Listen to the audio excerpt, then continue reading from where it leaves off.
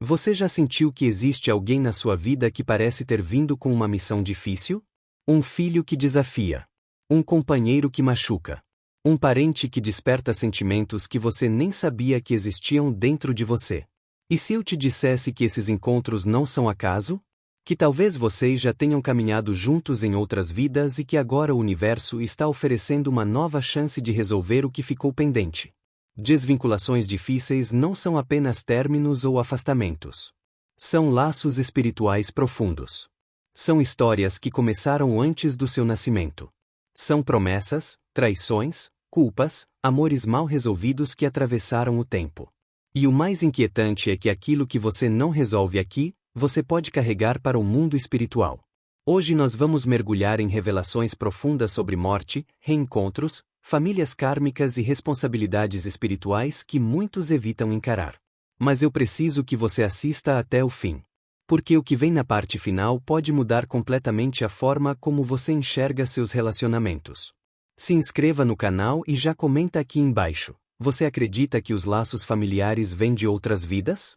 Amigos, no capítulo 18 do livro Obreiros da Vida Eterna, psicografado por André Luiz através de Chico Xavier em 1946, o título do capítulo é Desprendimentos Difíceis.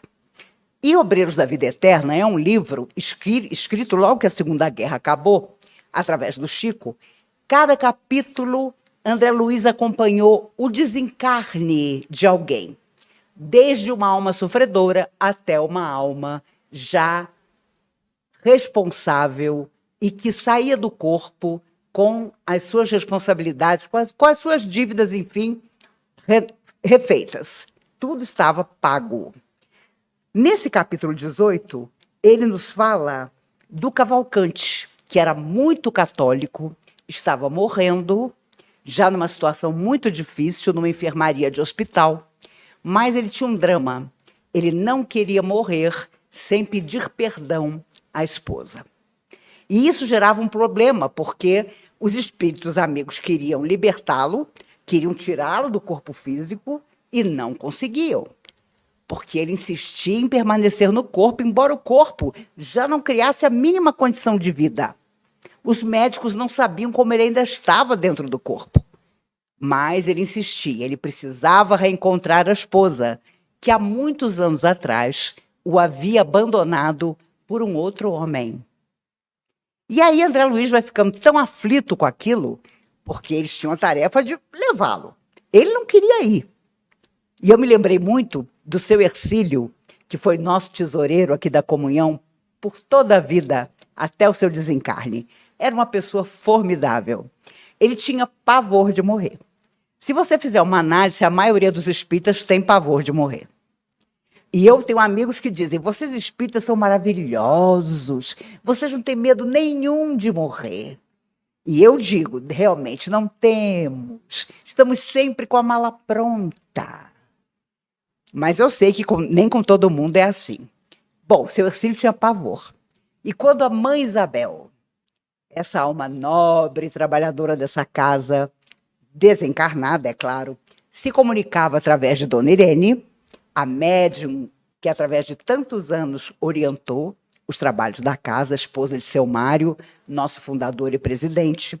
Quando ela incorporava na Dona Irene, ela, para brincar com seu Hercílio, dizia assim, Hercílio, você sabe o que a gente faz com o povo que frequenta a comunhão?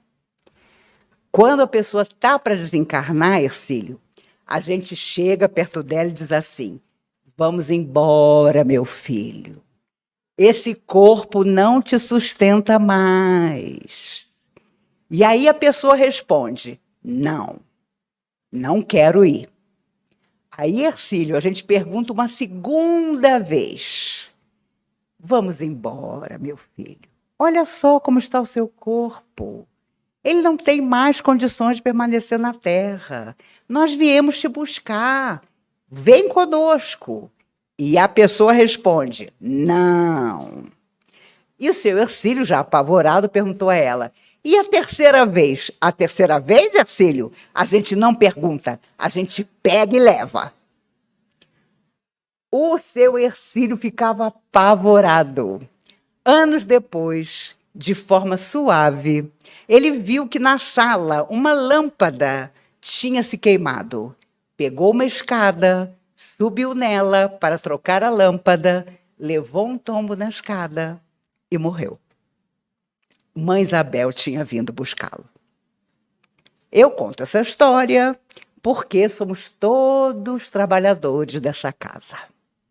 Sejamos na prática ou nas nossas mentalizações, ou na busca das nossas vontades, ou nas nossas necessidades. Então, quando o Espírito te falar pela segunda vez, você aproveita e vai. Não olha para trás, não. Você não insiste. Você diz, me leva que eu estou pronto. Mas Cavalcante não estava. E ele precisava reencontrar a mulher. Porque, olhando no seu leito de morte para trás, ele viu que ele é que não tinha sido um bom marido. Ele era tão católico, que vivia dentro da igreja, vivia para a caridade e muitas vezes se esquecera da relação familiar, de dar mais atenção à esposa. E talvez por isso, pensava ele agora, ela havia se sentido tão sozinha que havia se enamorado de outra pessoa. Aí André Luiz, aflito, vira-se para Jerônimo, o mentor, e diz, meu Deus, nós não podemos buscar a esposa dele para ver se ela visita ele aqui no hospital e ele se acalma antes de morrer? E então Jerônimo disse, ele não sabe, mas a esposa já morreu há 1 ano. Está deste lado da vida. E o que nós podemos fazer é trazê-la na hora em que ele estiver adormecido, para que, enfim, os dois se encontrem. Para surpresa de André Luiz, a esposa do Cavalcante aparece. Ela era uma sombra do que André Luiz imaginava. Era uma mulher sofredora. E quando ela viu o marido, ele estava semi-adormecido, ela se joga aos seus pés e diz, Cavalcante, me perdoe. A culpa foi minha. Eu não soube honrar o nosso compromisso. E sofri tanto. Fui abandonada por aquele homem que eu julgava era o amor da minha vida. Quando o amor da minha vida era simplesmente você. E aí Cavalcante, extasiado, diz, vejam, ela veio me visitar. Agora eu posso morrer tranquilo. Porque ela veio me perdoar, me perdoe. Eu tenho certeza que o que você fez não foi culpa sua, foi culpa minha. E aí André Luiz aliviado, meu Deus, graças a Deus, agora nós vamos poder levá-lo. Mas quem disse que ele queria ir embora? Não queria. Porque o medo que ele tinha do que ele encontrar do outro lado era muito grande. As noções que ele tinha de céu, purgatório, inferno, ainda estavam muito vívidas no seu coração. E aí, claro, com as horas passando, com o magnetismo que os amigos espirituais começaram a colocar nele, ele começou a se desprender. Mas naquela enfermaria havia muitas pessoas sofredoras, inclusive desencarnadas. E quando ele começou a ver esses espíritos sofredores, ele achou que ele ia sair do corpo para um lugar de muito sofrimento. E aí a coisa ficou ainda mais complicada. Ele ficou muito agitado, o médico veio transmitir-lhe um tranquilizante que o paralisou dentro do corpo físico. Então ele nem conseguia sair do corpo, nem conseguia ficar com tranquilidade. E foi preciso, então, que um mentor seu fosse chamado para cortar essa ligação que temos todos no plexo solar do nosso espírito com o nosso corpo físico. E que os nossos protetores espirituais têm permissão de tirar. Por isso, quando a pessoa começa a agonizar, ela primeiro vai ficando gelada nos pés. É o primeiro centro de força que é cortado. E, por último, aqui, este que nos liga à espiritualidade. Cavalcante, ao final do capítulo, é levado para o mundo espiritual. Não sem dificuldades. E André Luiz percebe que a nossa consciência viva nos acompanhava em todos os instantes do nosso processo. Não só das enfermidades, mas principalmente na nossa hora de declarar a nossa consciência livre para prestar contas àquilo que tínhamos que fazer. Ainda ontem, a minha fisioterapeuta me perguntou, no meio da aula, Maíse, o que é o céu para você? E eu rapidamente respondi, o céu é o lugar onde os nossos sonhos se realizam, onde as felicidades que não conseguimos viver na Terra nos esperam, onde os familiares e amigos que nos antecederam nos aguardam para o abraço e aqueles a quem temos que pedir perdão também estão nos esperando. Eu falei isso com tal convicção que ela me olhou surpresa.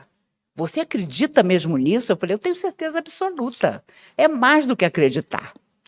Que aqueles que foram homens e mulheres na Terra hoje estão fora da matéria e nós estamos no lugar deles.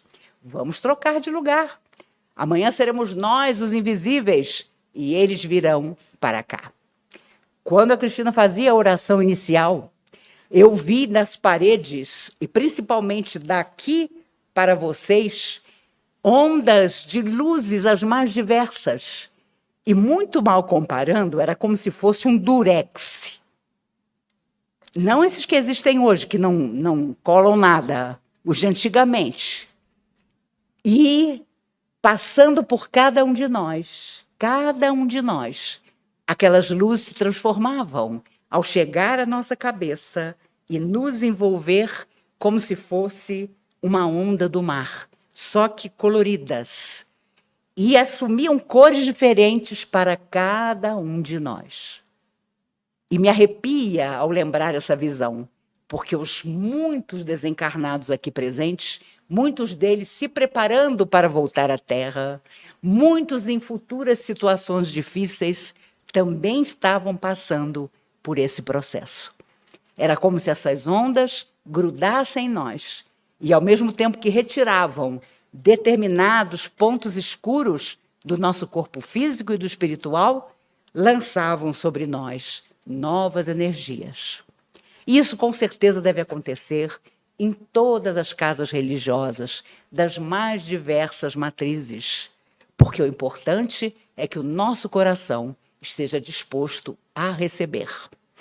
Mas quando André Luiz, em Obreiros da Vida Eterna, falou sobre morte, não foi por acaso. Desde o livro Nosso Lar, do início da década de 40, que os espíritas, que então viviam na época, criaram muita dificuldade para o Chico, porque acharam que os livros eram muito fantasiosos, achavam que havia muita imaginação.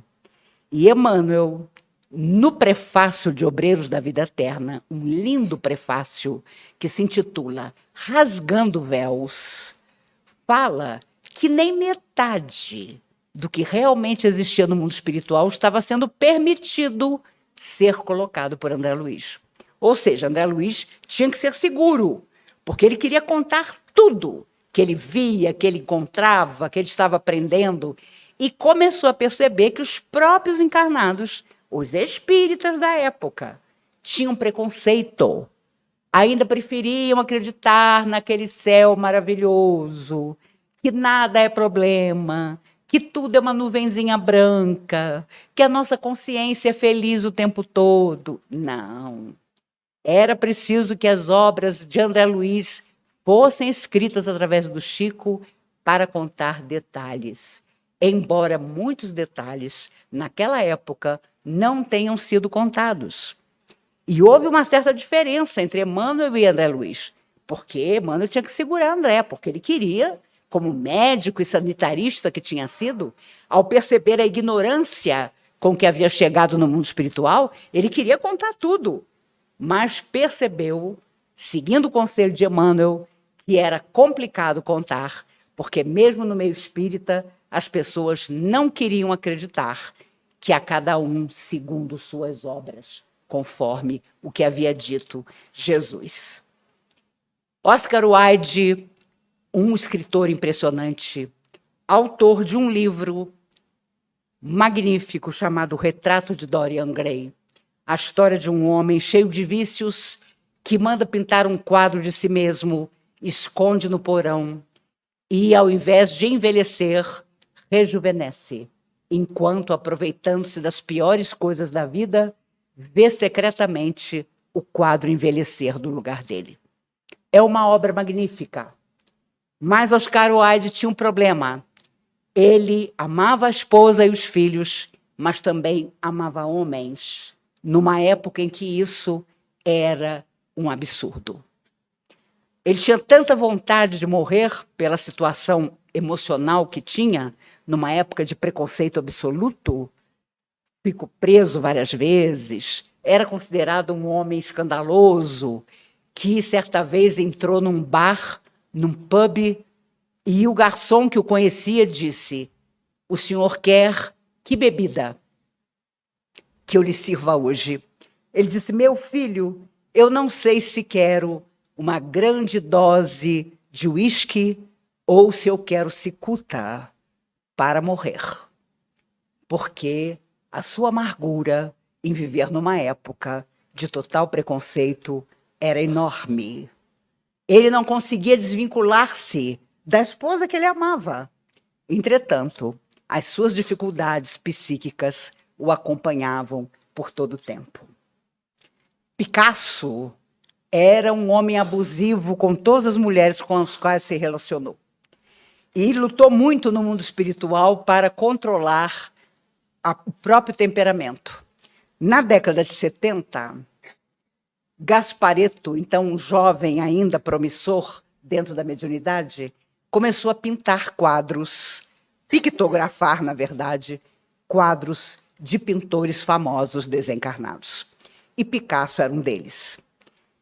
A comunhão, sempre à frente, convidou Gasparetto, então ainda espírita, então ainda filho de Zíbia Gasparetto. Ele foi filho dela a vida inteira, mas depois ambos tomaram rumos diversos da doutrina espírita, porque abriram um grande centro de psicologia e psiquiatria, cobravam pelas consultas, enfim. Os dois já estão hoje no mundo espiritual. Mas, naquela época, eu era garota ainda, mas dirigia a mocidade. E aqui não tinha esse palco, o palco era bem para trás, e nós colocamos tudo para ele pintar. As tintas e os pintores desencarnados, Toulouse-Lautrec, enfim, eles não eram muito fáceis no mundo espiritual, não, porque eles faziam questão das tintas importadas. E isso começou a gerar problema, porque elas eram muito caras. E Gasparetto foi ao Chico e disse: "Ó, Chico, não está dando, porque eu não cobro nada, mas as tintas são muito caras." E, na época, Zíbia Gasparetto não tinha muito dinheiro, o Gasparetto menos ainda, e o Chico, preocupado, porque Gasparetto tinha uma missão na pictografia, disse: "Meu filho, vamos arranjar uma maneira, porque o que não pode é você deixar a sua tarefa." Tarefa que, mais tarde, ele deixou. Mas, naquela noite, eu fiquei responsável, no escuro, porque era escuro absoluto. Mas, quando você tem 17 anos, você enxerga tudo. Eu fiquei do lado dele e Picasso começou a pintar um quadro incorporado no Gasparetto. Ele pegou um tubo de tinta laranja e, quando ele botou a tinta no quadro, não tinha mais tinta. Alguém tinha colocado ali uma tinta laranja que estava vazia. Este Picasso jogou o tubo de tinta naquela parede ali. Lá foi Maíse, que na época não usava a belinha, no escuro, para catar o tubo de tinta vazio. Trouxe o tubo de tinta vazio de novo para o lugar. Ele resolveu fazer com outra cor e o quadro ficou belíssimo. Era Picasso, afinal de contas. Mas o mais interessante é que eu fiquei impressionada com o mau humor daquele homem. Ele estava desencarnado e ainda era mal-humorado. E como eu era mal-humorada naquela época também, eu falei: tô contigo. Porque ninguém vai botar farinha em mim quando eu chegar desencarnada e mal-humorada, não. Né? Picasso está mal-humorado. Mas para quê? No final da reunião, na hora da prece de encerramento, depois de Toulouse-Lautrec vir, de Monet vir, pintaram quadros belíssimos. Eu, já morta de vergonha, Dr. Bezerra de Menezes, incorporado na Dona Irene, chega perto de mim e diz: Maíse, Picasso me disse, peça desculpas à mocinha, porque eu fui muito rude com ela quando joguei o tubo de tinta vazio na parede. Aí pronto, eu percebi que, de alguma forma, Picasso havia mudado. Porque quem era eu na fila do pão? Ninguém. Ele tinha sido Picasso. Ainda era. Mas pediu desculpa, porque lá fui eu, no escuro, catando o que ele havia jogado na parede. Nunca me esqueci disso. Aprendi que parece que do outro lado da vida você se transforma, não se transforma, não. Você chega do outro lado da vida, vão perguntar a você, e aí, o que você me traz da terra? O que você fez? Leon Denis, em página maravilhosa, diz: este pórtico das regiões extraterrestres, a chamada morte, será penetrado com serenidade se a consciência, separada da sombra da matéria, erguer-se como um juiz, representante de Deus, perguntando: que fizeste da vida? E ele responder: lutei, sofri, amei. Ensinei o bem, a verdade e a justiça. Dei a meus irmãos o exemplo do correto e da doçura. Aliviei as dores dos que sofrem e consolei os que choram.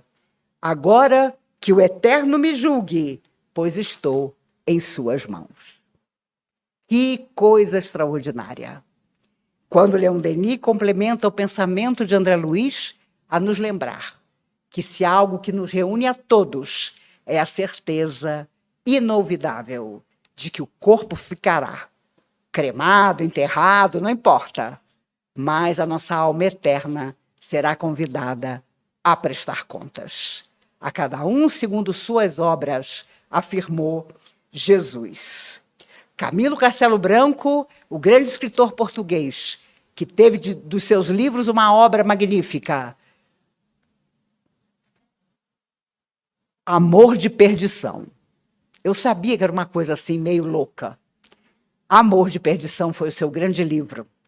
E ele, em 1891, se suicida com um tiro no ouvido porque havia ficado cego e não admitia estar cego. Mas, para sua surpresa, mesmo cego, ele sabia onde estava. Ele via almas tão sofredoras quanto ele. Ele, por um tempo, julgou que não tinha morrido, mas que estava apenas ferido, até ser chamado de suicida e descobrir que estava deitado sobre o próprio túmulo. Ele, que gritava durante dias para que os criados viessem trocar os seus lençóis que cheiravam mal, percebeu que tinha sido enterrado. Estava preso no próprio cemitério onde seu corpo havia ficado. E ele escreve, na década de 20, através de Ivone Pereira, esse clássico que é Memórias de um Suicida, em que ele conta a sua luta de mais de 50 anos no mundo espiritual para não voltar para a Terra, porque ele sabia que teria que voltar cego novamente. E ele consegue adiar ao máximo a sua volta, até que não consegue mais e volta, então, para viver uma existência de cegueira, resgatando, assim, o suicídio como grande escritor português, Camilo Castelo Branco. A verdade é que as tragédias que têm acontecido entre pais e filhos, entre companheiros e companheiras, e que nos abismam quase que diariamente, estão relacionados com esses desprendimentos que nós não conseguimos fazer. São inimigos de ontem que se reencontram na mesma família, no mesmo relacionamento afetivo e que não estão conseguindo se perdoar. Por isso atravessamos uma época tão decisiva, em que o desequilíbrio tem que ser combatido em nós de todas as maneiras. Nós temos que, ainda que a nossa família seja difícil, procurar harmonia dentro dela. Nós temos que passar aos nossos filhos, netos, a todos aqueles que vierem depois de nós, aos nossos tutelados, aos nossos alunos, a melhor atitude possível, para que a troca de energia seja sempre a mais positiva. Senão, nós vamos nos deixar envolver por tudo isso que está deixando as pessoas macambúzias, desanimadas, irritadas. E do outro lado da vida, vamos começar a repetir esses episódios que deveriam ter sido decididos na Terra. Aquilo que nós não decidimos aqui permanece dentro de nós e nos acompanha. E nós viemos para solucionar, para resolver, não importa em que religião ou até sem nenhuma religião. Eu acredito, digo a vocês com sinceridade, que no futuro todos nós estaremos sob a bandeira da caridade. E as futuras gerações simplesmente farão bem. Estaremos todos unidos por essa capacidade extraordinária que o homem tem para vencer a si mesmo quando ele realmente quer. Quando ele não quer, nem Deus pode fazer nada. Nós temos um conhecimento energético e psíquico muito grande que trazemos de outras vidas. Já usamos para o mal. Hoje precisamos usar para o bem. É aquilo que forma o nosso mundo interior, onde nós vamos viver depois da nossa morte física. Vocês já tiveram pesadelos daqueles que, quando você acorda, você tem certeza que não foi pesadelo? Que você esteve em contato com aquelas pessoas que te ameaçavam? Já aconteceu de você acordar abraçado com o seu colchão? Porque a impressão que você tem é que você voou e caiu de novo dentro do seu corpo? Pode ter certeza que são sintomas de quando você sai do corpo nas horas de sono e depois volta. Por isso, aprender a orar na hora de dormir, ensinar aos nossos filhos, netos, a orar para dormir, é caridade suprema. Porque aí nos preparamos para a energia que vai absorver o nosso psiquismo durante as horas de descanso. E ao acordar, vamos sentar na beiradinha da nossa cama e, ainda que estejamos atormentados por dificuldades, vamos pedir que Jesus nos aponte todos os caminhos, para que não seja a morte o nosso temor, mas que superar a morte de todos os dias pela beleza das coisas extraordinárias que podemos fazer será sempre o nosso grande desafio. Quando nós temos, por exemplo, ciúme exagerado, ou de filho, ou de filha, não duvidemos, são relações do passado. Mas agora, aquele é meu filho, aquela é minha filha. Eu tenho amigas cujo pai, um homem extraordinário, um espírita daqueles assim que não existem mais. Ele, quando casou as filhas, ele era muito divertido. Ele levava as filhas até o noivo, mas o caminho todo, de braço com a filha, ele ia dizendo assim: eu tenho um carro lá fora te esperando. Papai está aqui. E ele adorava os genros estão com as filhas até hoje. Papai está aqui. Você querendo, minha filha, nós saímos por uma porta lateral, eu tenho tudo organizado. Você tem certeza? Mas até chegar no noivo, as 4 escutaram a mesma coisa. E hoje, claro, já são avós e contam essa história divertida do pai, que ele, de propósito, fazia tudo enciumado para que elas desistissem, mas justamente ali, na hora em que ele ia iniciar a cerimônia de casamento. A verdade é que quando nós temos uma relação familiar conflituosa, às vezes um filho, um neto, uma neta nos olha assim com aquele olhar tipo, eu estou aqui. E a gente finge que nem percebe que é um compromisso do passado que está de volta. Trocamos de lugar. Mas as famílias geralmente se procuram novamente, até que tudo esteja solucionado para o bem comum. Até que as paixões de ontem sejam os serenos amores da renovação e da bênção. Mas até lá, quem não consegue, atravessa dramas muito difíceis. Por isso, se não queremos ter uma família, não formemos uma família. Vamos viver sozinhos. Se não queremos ter filhos, não deixemos que ninguém nos cobre. Ah, você tinha que ter filho. Ah, como que você não tem filho? Não. Você não quer, não tenha. Porque se você tiver, a alma que veio do espaço para progredir dos seus braços é uma vinculação de ontem que vai se estender ao infinito e seremos sempre responsáveis. Quando nós precisamos, vamos dizer assim, né, partir, nós temos que deixar tudo mais ou menos arrumado. Mas a verdade é que, às vezes, nós precisamos ir embora porque alguém deixou de nos amar ou nós deixamos de amar alguém. E aí a desvinculação se faz necessária. Fulano diz para você, eu não te amo mais. Então, complica. Complica muito mais quando você se casa com uma pessoa, com papel, sem papel. Passam-se poucos anos e você resolve que você enjoou de estar junto. E pior, de ser pai. Não dá para enjoar. Você pode até se separar, meu Deus. O divórcio é um dos itens do Evangelho segundo o Espiritismo, do século XIX. Mas enjoar de ser pai? De ser mãe? Não dá. Então, precisamos ter responsabilidade. Não dá para trocar. Ah, meu filho me decepcionou muito. Eu não esperava essa vinculação difícil. Eu não esperava essa cobrança. Mas nossos filhos são nossos cobradores. Ainda que suaves cobradores, são nossos cobradores. E muitos deles não são suaves, não. Mas é aquilo. É você dizer, sou seu pai, sou sua mãe.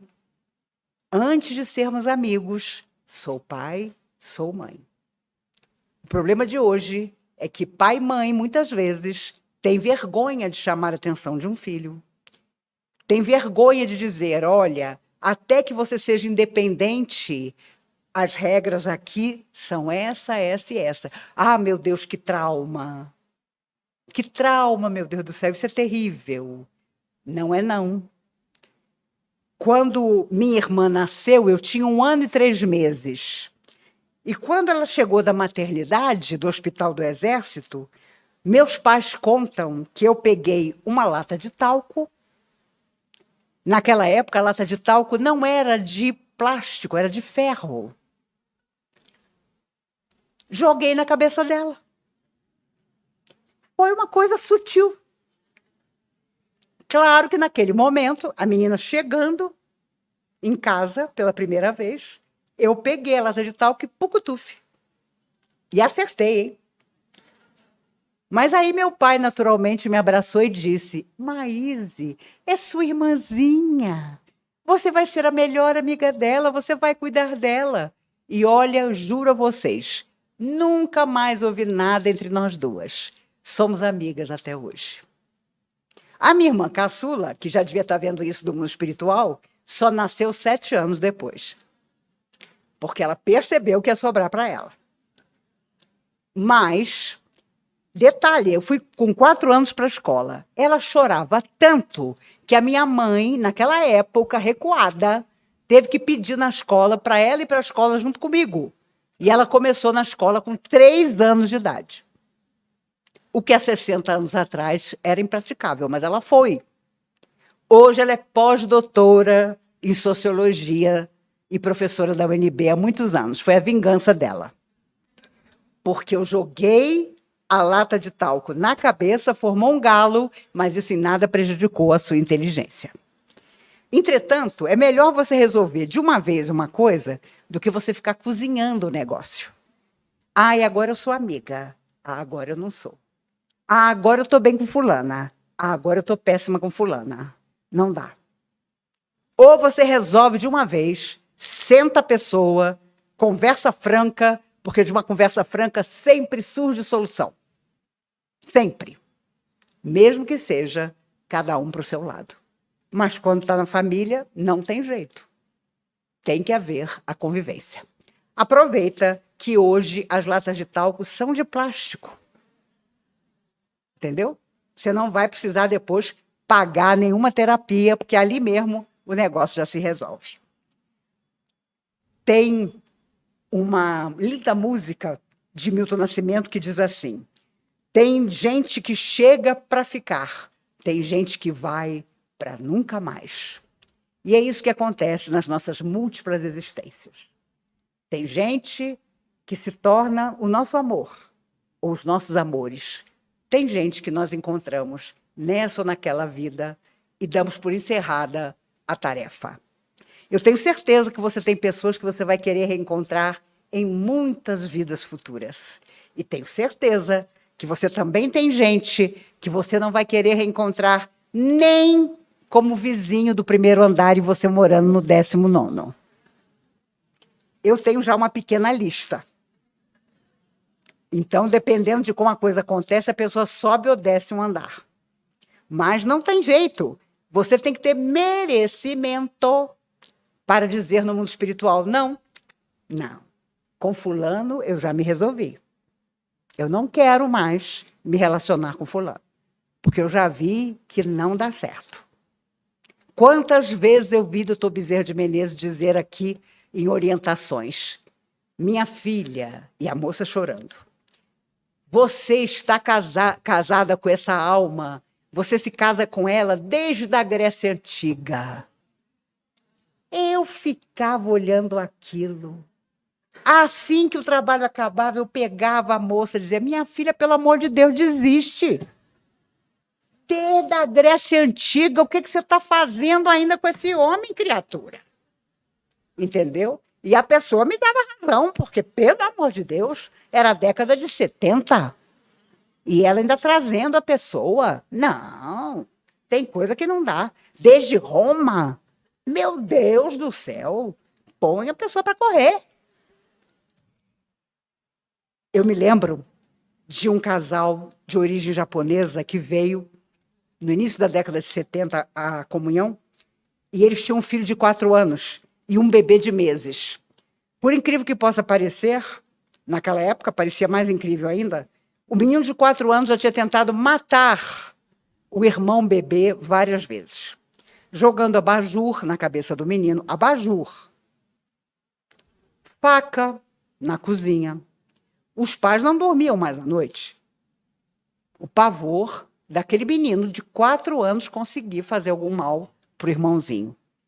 E aí, Dr. Bezerra de Menezes contou que os dois tinham sido samurais, lutadores, guerreiros em muitas vidas, e que se perseguiram ao longo de encarnações, matando um ao outro, até que tinham vindo para nascer em Brasília, a terra dos grandes reencontros espirituais.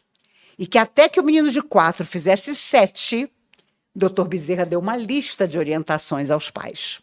E é claro que os pais, até o menino fazer 7 anos, frequentaram a comunhão, para que tudo fosse feito da melhor maneira. E ao completar 7 anos, a alma se esquece das vidas anteriores. O processo reencarnatório está completo. E aí eles poderiam ser amigos, dependendo, é claro, de como os pais orientassem os dois. Mas nunca me esqueci dessa história, que mostrava muito bem que nem sempre conseguimos desvincular o coração que nos detesta de nós. E aí, Dr. Bezerra, claro, disse ao casal, eles contam com vocês, que se amam, que vão amá-los, para que eles possam finalmente se tornar amigos. Então, a responsabilidade daquela união era enorme, porque os dois precisavam estar juntos, em definitivo, para avançar. Em todas as religiões, as preces são ouvidas para que haja harmonia.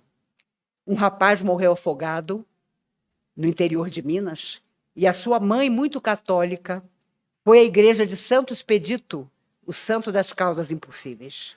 Se ajoelhou e disse: Santo Expedito, os bombeiros não acharam o corpo do meu filho, mas eu já estou velha, eu queria tanto enterrar meu filho.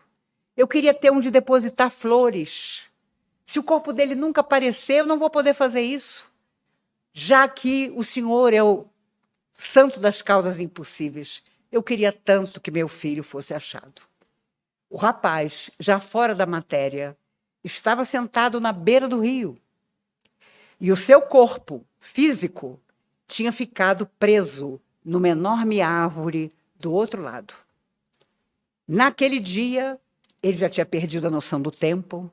Aparece um espírito de luz na beira do rio e diz a ele: meu filho, eu vim te buscar, porque o nosso irmão Expedito, chefe da nossa falange, me pediu que viesse te achar. E o rapaz começou a chorar, vendo que não estava mais no corpo. E disse: mas o meu corpo está lá, naquela árvore, e ninguém consegue passar por lá. Nisso vem um pescador. E ele vê aquele espírito de luz alcançar o pequeno barco.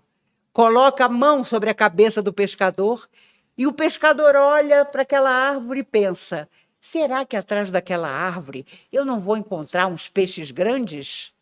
E leva o barco para lá, achando o corpo do rapaz pendurado na árvore.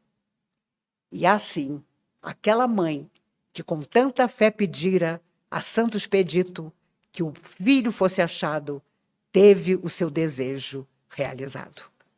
Graças à falange do espírito iluminado de Expedito, ela pôde enterrar o filho. Em todas as religiões, o que as almas invisíveis querem é que nos unamos, é que nos amemos, é que façamos todo o bem que for possível para, finalmente, na verdadeira vida, poder dizer: fizemos tudo que o nosso coração pôde conseguir realizar. Há uma frase muito bonita de um rapaz chamado Sérgio Tererê, é um compositor de músicas de umbanda. Ele tem uma frase linda que diz: as lágrimas que eu chorei no rio, já foram levadas pelo mar.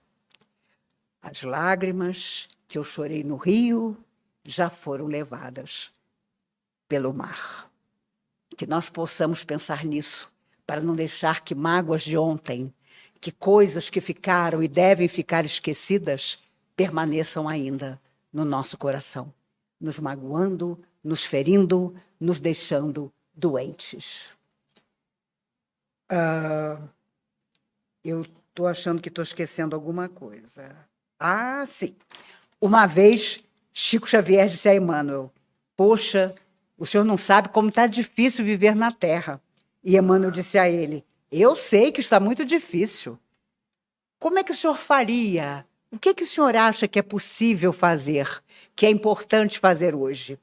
E Emmanuel, muito sincero, disse: Chico, para viver na Terra hoje, é preciso ter couro de rinoceronte.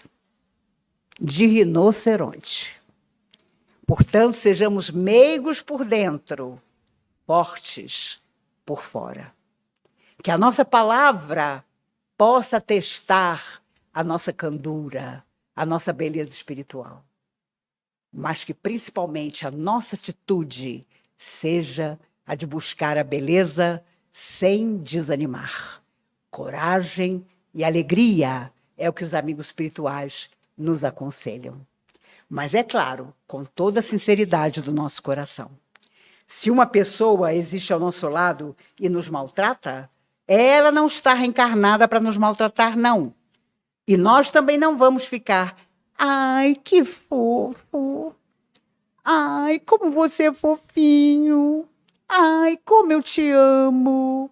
Ai, como você é injusto comigo.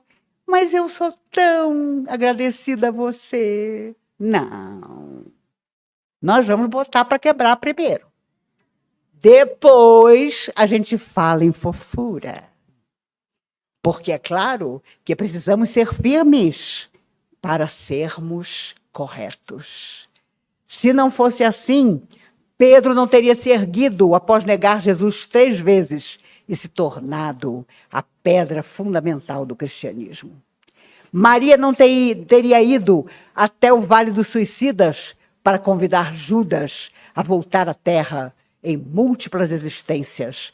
E hoje, Judas, que traiu Jesus porque não entendeu a missão do Cristo, é uma alma perfeita, muito mais evoluída do que todos nós.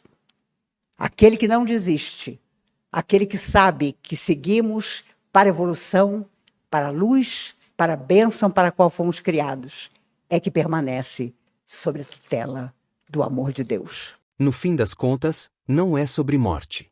É sobre consciência. Quando o espírito se desprende do corpo, ele leva consigo apenas uma coisa: o que construiu dentro de si. Nem dinheiro, nem títulos, nem aparência. Apenas sentimentos, atitudes e escolhas.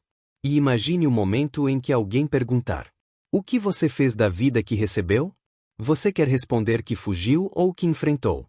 Que acumulou mágoas ou que libertou o coração? As desvinculações difíceis são oportunidades sagradas. Às vezes precisamos nos afastar. Às vezes precisamos permanecer. Mas sempre precisamos resolver. Porque a lei espiritual é clara. A cada um segundo suas obras. Então hoje, antes de dormir, ore. Antes de discutir, pense. Antes de desistir, reflita. Talvez essa seja a encarnação em que você finalmente rompe ciclos de dor e transforma vínculos em paz. Compartilhe essa mensagem com alguém que esteja enfrentando conflitos familiares. Deixe nos comentários o que ficou no seu coração. E se inscreva para continuar nessa jornada de despertar espiritual conosco.